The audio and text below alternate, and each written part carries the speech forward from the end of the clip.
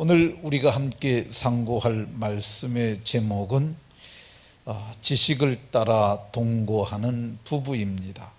한번 따라 하십시다. 지식을 따라 동거하는 부부. 여기 7절에 보면 남편들아 이와 같이 지식을 따라 너희 아내와 동거하고 이렇게 말합니다.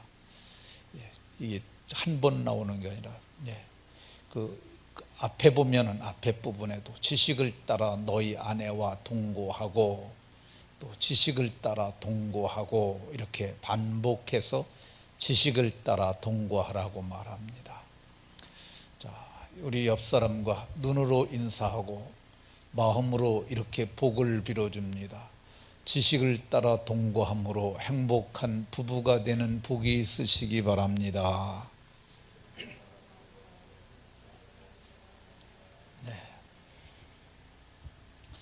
모두가 지식을 따라 동거하심으로 행복한 인생들이 다 되시길 예수님 이름으로 축원합니다. 사람들은 누구나 행복하게 살기를 원합니다. 그래서 자기 마음에 맞는 사람을 찾아다니고 마침내 혼인합니다. 그러나 그렇게 혼인했던 수많은 가정들이 행복하기보다 불행한 가정이 더 많습니다. 불행의 끝은 가정의 파괴죠. 남편이 아내를 떠나가고 아내가 남편을 떠나가고 부부가 다 자식들을 버려서 자식들이 할머니 집, 할아버지 집으로 가는 것을 우리는 많이 봅니다. 최근에 미스트롯이라고 하는 프로그램이 시청률 30%를 넘어섰어요. 거기에 7위 안에 들었던 2명이 이 조부모들에게 양육된 사람들이에요. 정동원이라고 하는 아이는 할아버지가 키웠고요, 김호중이라고 하는 청년은 할머니가 키웠다고 합니다. 1년이면 우리나라에서 이렇게 헤어지는 사람들이 꽤 많습니다. 작년도 통계가 11만 8천 쌍이 결혼했어, 이혼을 했어. 11만 8천 쌍. 그 11만 8천 쌍이면은 이혼은 둘이서 하는 거잖아요. 곱하기 2를 해야 돼요. 23만 6천 명이 이 가정 파괴로 인한 아픔을 겪었습니다. 근데 이게 이혼을 하게 되면 부부만의 문제가 아니에요. 거기서 태어난 애들이 또 그 결손 가정의 자녀로 자라나게 됩니다. 애들을 둘씩 잡게 되면은 23만 6천 명 곱하기 2 하면은 약 47만 2천 명이 아픔을 겪은 거예요, 지난해에만. 근데 이게 이 애들하고 어미 아비만 아픔을 겪냐? 아닙니다.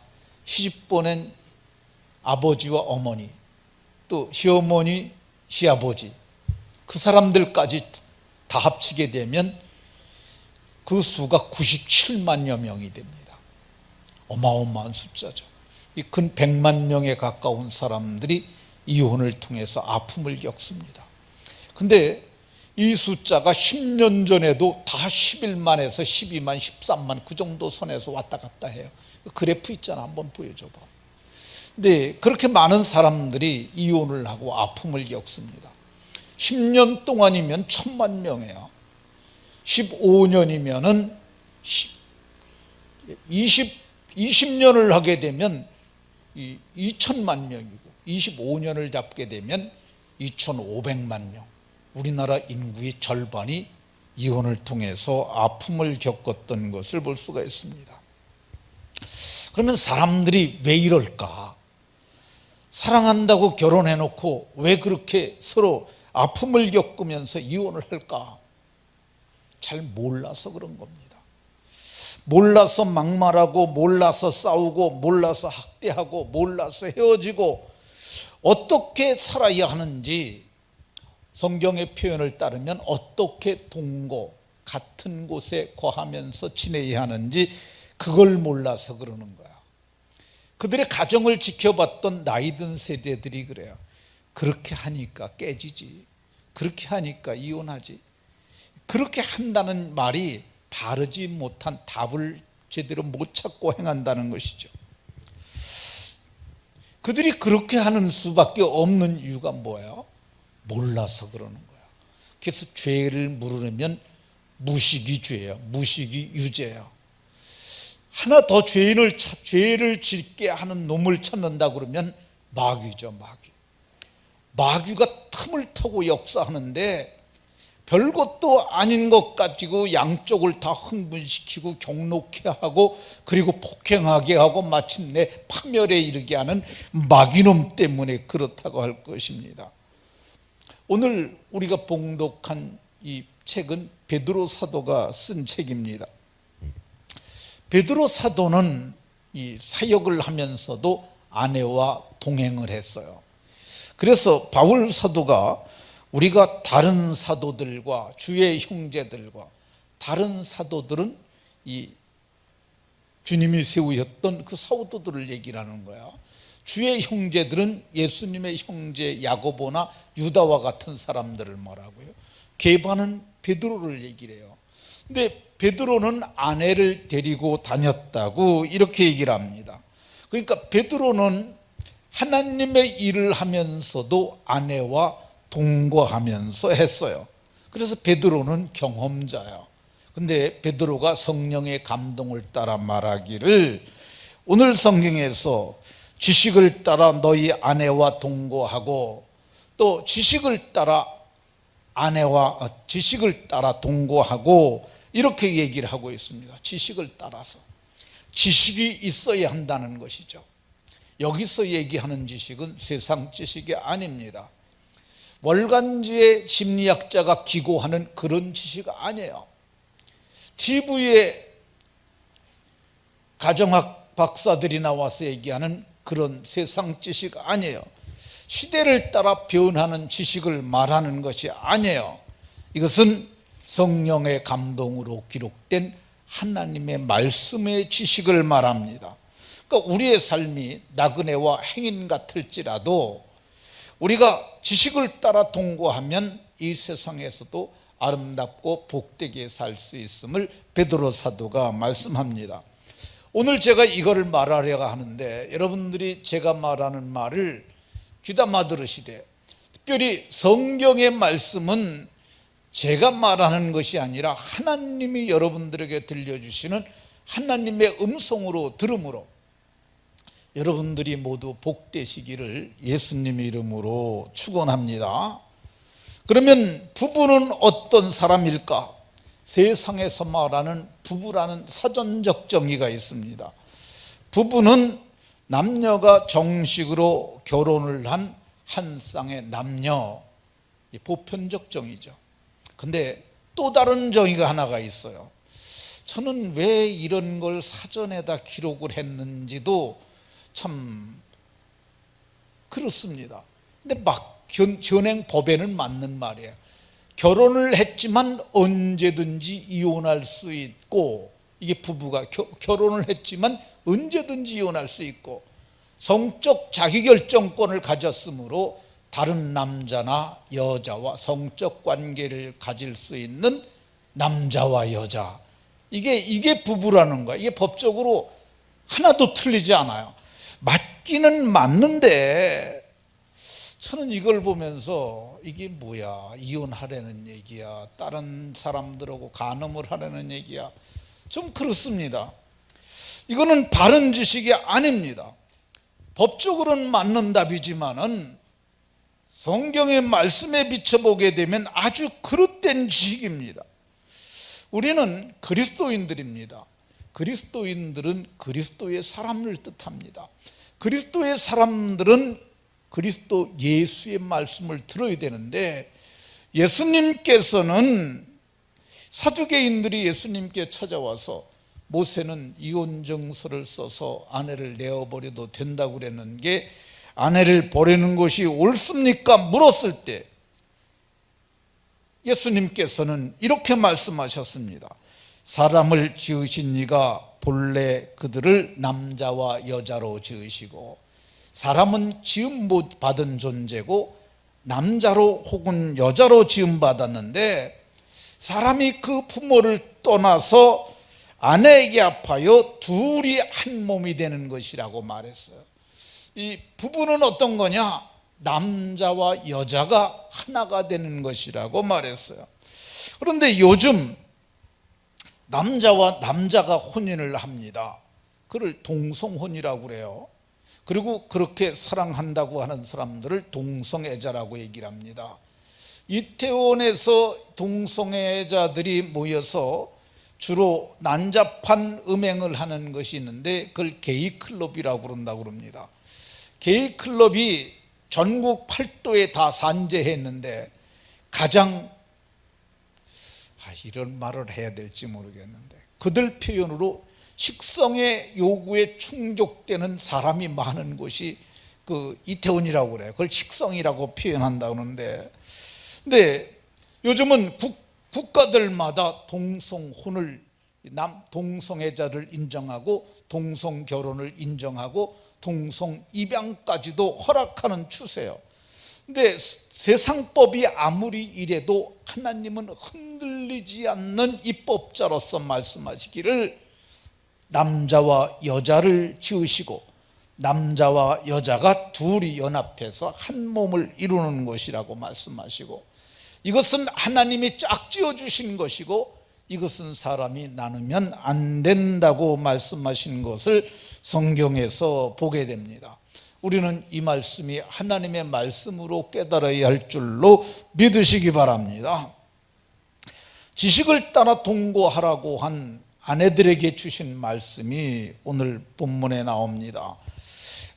아내들아, 이와 같이 자기 남편에게 순종하라. 이 아내들아, 이거는 결혼한 여인들 중에서, 결혼한 여자들 중에서 남편이 있는 사람들이죠. 근데 자기 남편에게 순종하라고 얘기를 하고 있습니다. 순종이 뭡니까? 남편의 말을 따르는 것이, 그게 순종입니다. 그런데 요즘에는 자기 남편에게 순종하지 아니하고 남의 남편에게 순종하는 사람들이 참 많은 것 같습니다. 자기 남편에게는 거짓말하고 나가갖고, 남의 남편들이 오라는 대로 가고 따르라는 대로 따라가지고 음행을 하고, 그리고 집에 와서 또 거짓말하고, 이런 여자들이 굉장히 많은 것 같아요.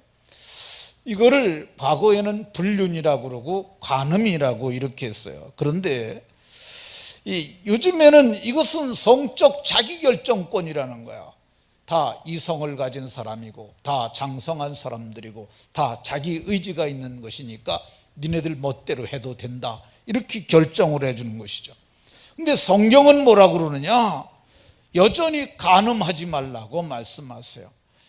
간음하는 자는 레위기에 보면 죽여서 악을 제하라고 얘기를 하고 있습니다. 간부와 음부를 죽이라고 말씀하셨어요.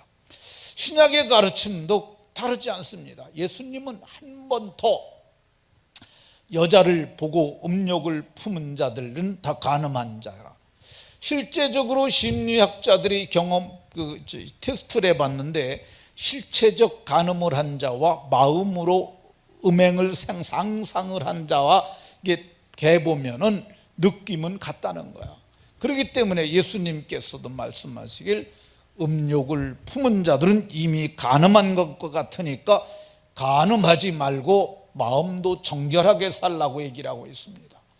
남편에게 순종하면 어떤 일이 일어나느냐? 이 1절에 보면, 네가 그렇게 하면 네 착한 행실로 말미암아 내 남편도 구원할 수 있으리라고 말합니다. 지식을 따라 자기 남편과 동거를 하면은 복이 되는 줄로 믿으시기 바랍니다.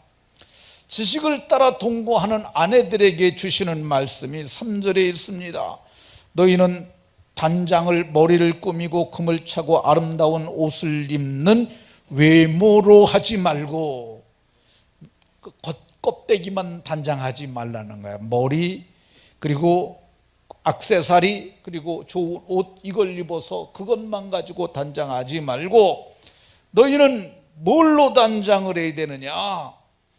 겉사람 말고 속사람을 단장하라고 얘기를 합니다. 초대교회 1세기 시대에 겉사람을 많이 단장하는 사람들이 있었는데 그건 창기들이 그랬다고 그럽니다. 남자들을 유혹하기 위해서 그렇게 단장했는데 너희들은 그렇게 하지 말라고 사도는 그렇게 말합니다. 근데 오늘날은 어떻습니까? 오늘날은 이 겉사람을 단장하기 위해서는 어떤 투자도 아끼지 않습니다. 몸이 예뻐진다면 돈을 아끼지 않고요, 옷을 사는데 돈을 아끼지 않고, 얼굴을 조금 고쳐갖고 예뻐진다면 수술대에 오르는 것도 서슴지 않습니다. 이렇게 보기 좋게 하기 위해서 하는 것, 저는 그냥 적절히 하게 하면 괜찮다고 생각이 듭니다. 근데 사도는 너희가 외모로 하지 말라고 얘기를 합니다. 너무 겉사람에 치중하지 말라는 거죠. 그럼 뭘 하라고 그러냐? 속사람을 단장하라고 얘기를 해요. 속사람을 마음에 숨은 사람이라고 얘기를 합니다. 마음에 숨은 사람. 이 눈에 보이는 것은 겉사람이고 마음에 숨은 사람은 속사람인데, 이 속사람을 온유한 마음으로 단장하라고 얘기를 하고 있습니다. 온유한 마음. 이 온유한 마음이 예수님의 마음입니다. 예수님께서 나는 온유하고 겸손하니 너희는 나의 멍에를 메고 내게 배우라, 이렇게 말씀하셨어요. 그러니까 마음을 온유하게 단장하는 것, 그것이 진짜 단장입니다. 사도는 오늘 안정한 심령에 썩지 아니할 것으로 하라 그랬는데, 안정한 심령, 이 안정된 마음이라고 번역할 수도 있겠고요, 이거를 다른 역본에서는 정숙함이라고 번역을 해서 정숙함. 정숙이라는 말이 행실이 바르다는 거야. 그러니까 마음은 온유하고 행실은 바르고, 이게 우리의 아름다운 단장이라는 거야. 이 겉은 화려하게 했는데 행실이 나쁘게 되면 금세 비난이 돌아옵니다. 근데 겉은 단장하지 않았지만 마음이 온유하고 행실이 바르게 되면 칭찬이 오게 됩니다.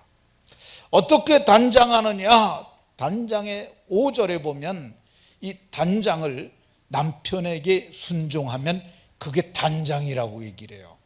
이게 참 이해가 잘 안 갈 수 있어요. 근데 사도는 남편에게 순종하는 것, 그게 진짜 단장이라는 거야. 이 사도가 한 말이 이게 성령에 감동된 진리의 말씀이라고 믿어야 합니다. 이 베드로 사도는 오늘 이 말을 하면서 한 모범자로서 여성을 이름을 끌어내는데 그 사람이 사라예요. 사라가 아브라함을 주로 칭하여 순종한 것 같이 사라는 남편을 주라 그러면서 자기를 단장했다는 거야. 창세기 18장 12절에 내 주인도 늙었으니, 이 주인이라고 쓴 것을 이게 로드라는 영어로 쓰였어요. 근데 대문자가 쓰이게 되면 하나님을 가리키고 소문자를 가리키게 되면 자기를 소유권을 가진 사람을 얘기를 하는데, 그는 자기 남편을 주라고 얘기를 했어요.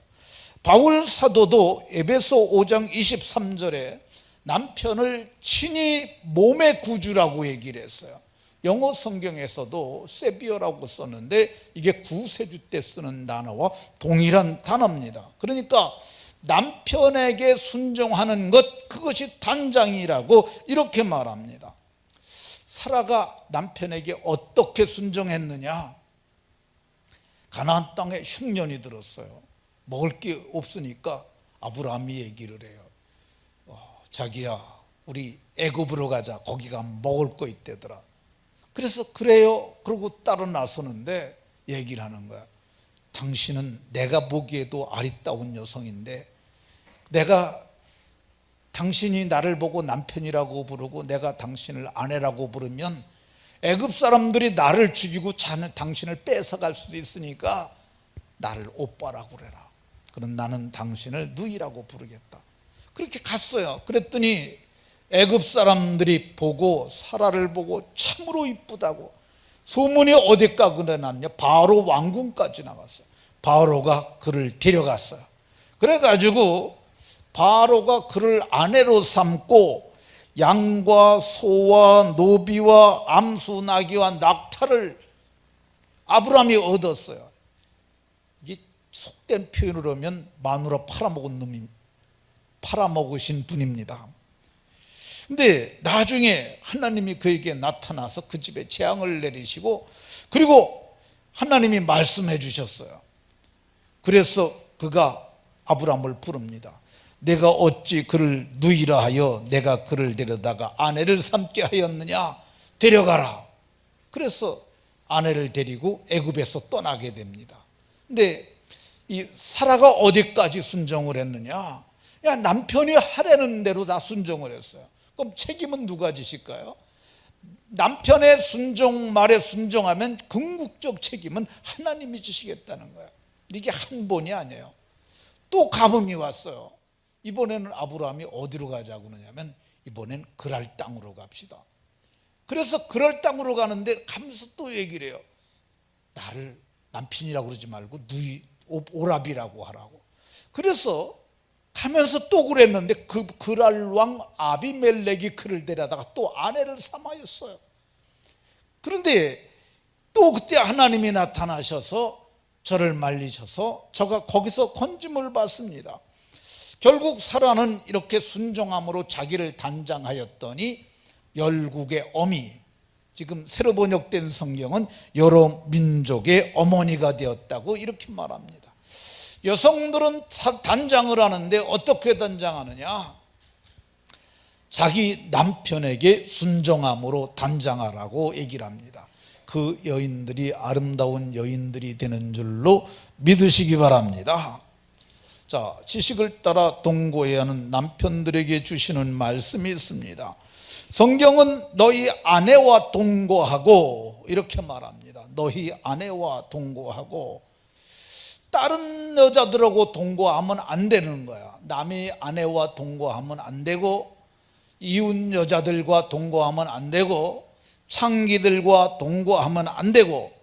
근데 요즘 세상 사람들 도를 넘어서도 많이 넘어섰어요. 상당히 많은 사람들이 자기 아내와 동거하지 아니하고 다른 사람들과 동거합니다.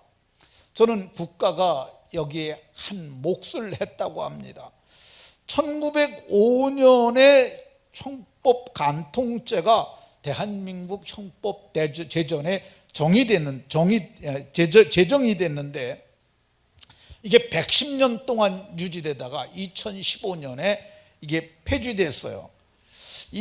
그 형법 214조의 내용은 이 혼인한 남자나 여자가 간음을 행하게 되면 2년 이하의 징역에 처한다, 이렇게 되어 있는데, 2015년 2월 26일에 헌재 심의가 열렸는데 9명의 재판관이 참석했고, 그 중에 6명이 찬성을 하면 이게 위헌이 돼서 폐지가 되는 건데, 7명이 찬성을 했고 2명이 반대를 해서 이것이 위헌으로 판결이 났는데, 이렇게 판결이 됐습니다. 일부를 읽어드리면, 성적 자기결정권은 자기 의지, 곧 자유의지에 맡겨야 한다, 이렇게 말했어요. 자기결정권은 자기 자유의지라는 말이 자기 생각에 네 멋대로 해도 된다, 이 말이에요. 그렇게 하라고 했는데, 그 자유의지가 어떤 자유의지냐? 타락한 인간의 자유의지예요. 국가는 그들이 판시한 판결문에 보면은 국가가 개인의 사생활까지 간섭하는 것은 옳지 않다고 얘기를 했어요. 그러면 하나님은 뭡니까? 하나님은 옳지 않은 겁니까?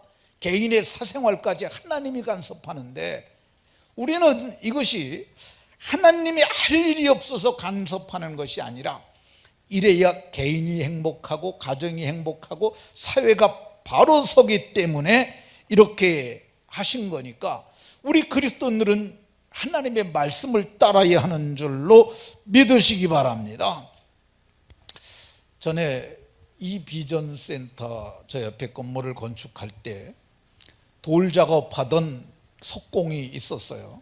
근데 그 석공이 좀 키도 작고 좀 몸도 왜소하고 뭐 별 볼 일 없는데 이제 제가 얘기를 하면서 제가 뒷일을 좀 해주면서 그랬어요. 그랬더니 그분이 그래요. 어디 사냐니까 저기 여관에 산대. 왜 집에 안 살고 그래? 네, 이혼하고 저 그냥 저기 혼자 삽니다. 그럼 좀 외로우시겠어요? 그랬더니 외롭기는요. 저 애인이 있습니다. 70이 다 됐어요. 근데 어디 사냐니까 의정부 산대. 근데 애인하고 일주일에 한 2번 정도 만나서 그렇게 논대요. 1번, 2번 혹은 시간 날 때 그렇게 만나서 논대요. 그러면서 말하기를 제가 목사인 줄 아니까 제 애인도 교회 다녀요 그러더라고요. 근데 어떻게 알게 됐냐니까 그 한밭집에서 밥하던 여자인데 남편은 포크레인 기사래요. 근데 남편이 멀리 가고 없을 때 자기하고 이렇게 지내게 됐는데, 근데 권사래 권사. 아우 제가 그래서 참 끔찍해가지고 그랬어요. 우리 교회는 그런 사람 하나도 없습니다. 그랬더니 에이 목사님 몰라서 그래요. 목사님 너무 순진하셔. 요즘 애인 없는 여자가 어디 있어요? 그러면서 말하기를 어떤 여자는 3식구 느린 사람도 있다고 그래요. 여러분들 중에는 혹시 그런 분들이 있으십니까? 그건 하나님 보시기에 옳지 않고 하나님 보시기에는 간음이요 음행입니다. 끊어야 합니다. 사도는 음행을 피하라고 얘기를 합니다. 피할 수 있는 겁니다. 음행하는 자는 자기 몸에게 죄를 짓는 것이라고 얘기를 해요. 이것이 어떤 형벌로 나타날지는 잘 모릅니다. 하나님이 간음하는 자들과 음행하는 자들은 심판하시겠다고 말씀하셨어요. 마지막 지옥불에 들어가는 자들이 행음자들이라고 얘기를 해요. 행음자들은 불과 유황으로 타는 불못에 들어가게 된다고 이렇게 말합니다. 그러니까 세상 살아가는 동안 어떻게 되느냐, 행음하지 말고 혼인을 하라고 이렇게 말합니다. 정욕이 불같이 탈 수 있어요. 그거 나쁜 거 아니에요. 사람 몸에 하나님이 그걸 넣어주셨어요. 그러니까 그렇게 살지 말고 뭐하냐, 혼인하라는 거야. 혼인, 적당한 사람 만나서 결혼식하고 살라는 겁니다. 근데 많은 사람들이 복잡하게 무슨 혼인을 하냐고 그러면서 적당히 만나서 즐기고 놀자, 이거 세속의 가르침입니다. 저는 어떤 형태라도 하나님 앞에 신고하고 살라고 그렇게 말하고 싶어요. 그리고 이 사람 저 사람 만나다니지 말고 들깨처럼 그리 하지 말고, 사람이잖아요. 사람은 1대1로 하는 것이 맞는 겁니다. 그래서 정의 결혼식 하는 것이 부담스러우면 저희 집으로 오세요. 제가 제 아내 정인하고 제가 주례해갖고 1대1로 4명만 있어도 돼, 4명. 그래서 제가 거기서 결혼식하고 그렇게 살면 되잖아요. 그러니까 음지에서 음행하지 말고 양지에서 합법적 부부가 돼서 당당하게 사는 것, 이것이 그리스도인의 합당한 삶인 줄로 믿으시기 바랍니다. 지식을 따라 동거해야 하는 남편들은 아내를 알아야 되는데 어떻게 알아야 되느냐, 연약한 그릇임을 알고 동거하라고 얘기를 합니다. 더 연약한 그릇이요. 남편도 연약하지만 그들은 더 연약해요. 더 연약해. 육체가 약하다는 것을 알고 그렇게 지내라고 얘기를 하고 있습니다. 육체가 약하니까 어떻게 해야 되겠어요? 남자가 힘든 일 더 해야죠. 그리고 아내가 힘들어하면 도와줘야 됩니다.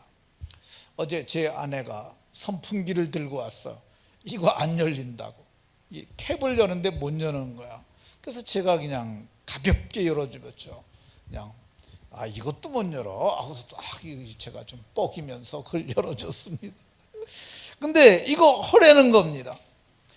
기독교인들은 아내를 돕는 것을 부끄러워하지 말아야 합니다. 유교적 문화권에 있었던 세대들은 아내를 돕는 것을 부끄러운 일로 생각하는 경향들이 있었어요. 근데 오늘날에는 그걸 조금 더 부끄럽게 생각하지 말고 도와줘도 괜찮습니다. 저는 지금은 덜 돕습니다. 덜 돕는 게 아니라 거의 안 도와요. 왜 그러냐면 아직까지 저는 현역이기 때문에. 근데 제가 은퇴하게 되면은 꽤 많은 시간을 저는 특별한 취미도 없어요. 목회하는 거 외에는.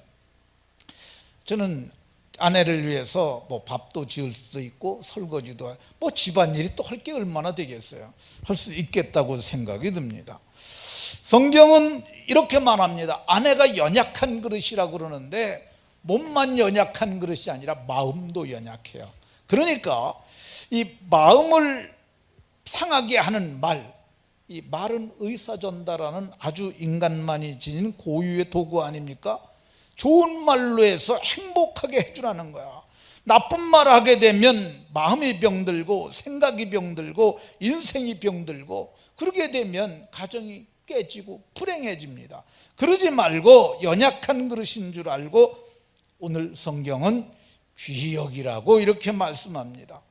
오늘 성경은 말씀하시기를 여자를 알아야 되는데 어떤 존재로 알아야 되느냐. 7절에 보면은 생명의 은혜를 함께 이어받을 자로 알아. 생명의 은혜를 함께 이어받을 자로 알아. 이걸 쉬운 말로 표현하면 함께 천국 갈 사람인 줄 알라는 거예요. 아내는 함께 천국 가는 사람들이에요. 근데 귀하게 여겨야 할 이유가 뭐냐? 네 아내니까. 네 아내. 이 성경에 보면 7절에 너희 아내라고 얘기를 하잖아요. 네 아내니까 귀하게 여겨라. 왜 귀히 여겨야 되느냐? 하나밖에 없으니까. 아내는 하나야, 하나. 이 말라기 2장 15절에도 오직 하나를 짓지 아니하셨느냐. 여기는 이거 하나는 뒷일 말씀 읽어보면 아내를 두고 얘기를 하는 거야. 그러니까 하나밖에 없으니까 하나는 절대성을 갖고요, 하나는 희소성을 가져요. 그러니까 아내를 귀히 여기라고 말하고요. 또 아내를 왜 귀히 여겨야 되느냐? 지식을 따라 함께 동거하다 그랬는데, 이 동거하다는 원문의 의미가 이 성적 관계를 갖는다는 그런 의미도 있어요. 그러니까 유일하게 성적 대상으로 하나님이 허락한 사람이 그 사람밖에 없으니까 귀하게 여기라고 이렇게 말씀하고 있습니다. 성경은 이것을 하는 것이 옳은 것이라고 얘기를 해요. 그러니까 부부관계를 어떤 사람들은 이걸 말하게 되면 그걸 왜 그렇게 세세하게 말하느냐, 그런 사람들이 있는데, 레위기서에 보게 되면은요, 이걸 의무라고 얘기를 해요. 근데 신약 성경에서도 얘기를 해요. 음행을 피하기 위하여 남자마다 자기 아내를 두고 여자마다 자기 남편을 두는데, 남편은 그 아내에게 의무를 다하고, 여기서 얘기하는 것이 의무가 뭐냐면 앞절을 보게 되면 음행을 피하기라고 말하잖아요. 성적 의무를 다하라고 이렇게 얘기를 하고 있습니다. 하나님께서 성적 행복을 갖도록 유일하게 허락한 여인이니까 귀하게 여기라고 이렇게 말씀합니다. 이렇게 지식을 따라 동거하는 자들에게 주시는 복이 있는데, 아내를 얻은 자는 행복해지는 복이 있습니다. 아내를 얻은 자는 복을 얻고, 아내를 얻으면 복이 있는 거야. 그러니까 아내는 복이라고 이해를 해도 틀리지 않습니다. 그러니까 이게 복을 받는 거죠. 너도 빨리 장가 가라. 그게 복이다. 진짜요. 장가 가면, 우리 조 집사님 장가 가니까 좋죠, 그죠? 좋았잖아. 아니, 남자들이 장가 가면 얼마나 좋습니까? 두 번째, 지식을 따라 동거하는 자들에겐 어떤 복을 주시나? 경건한 자손을 얻고자 하심이라. 하나를 만드셨는데 1대1의 관계, 부인이 여럿이 되면 경건한 자손을 못 얻어요. 근데 1대1의 관계가 되면 경건한 자손을 얻는 복이 있다고 얘기를 합니다. 그리고 8절과 9절에서는 이 경건한 부부는 세상을 축복하며 살 수 있습니다. 좋은 마음으로 아내를 축복하고 자식을 축복하고 이웃을 축복하고 세상을 축복하며 사는 복이 있습니다. 마지막으로 지식을 따라 동거하는 부부는 하나님 나라를, 생명의 은혜를 함께 이어받아 유업으로 얻는 복이 있어요. 함께 천국 가는 복입니다. 말씀을 마치도록 하고 있습니다. 어두운 때입니다. 진리가 가려진 때요. 사람의 이성이 강조되고 지네들 멋대로 행하며 그것이 법이라고 얘기를 하는 시대에 살고 있어요. 근데 우리는 수천 년 동안 변하지 않는 진리의 말씀을 가지고 있습니다. 이것이 우리의 고결함이고 고귀함이고 이것이 거룩함이고 이것이 성별된 겁니다. 모두가 정말 오늘 지식을 따라 동거함으로 아름다운 부부로 살다가 생명의 은혜를 함께 이어받는 복이 모두에게 있으시기를 예수님 이름으로 축원합니다.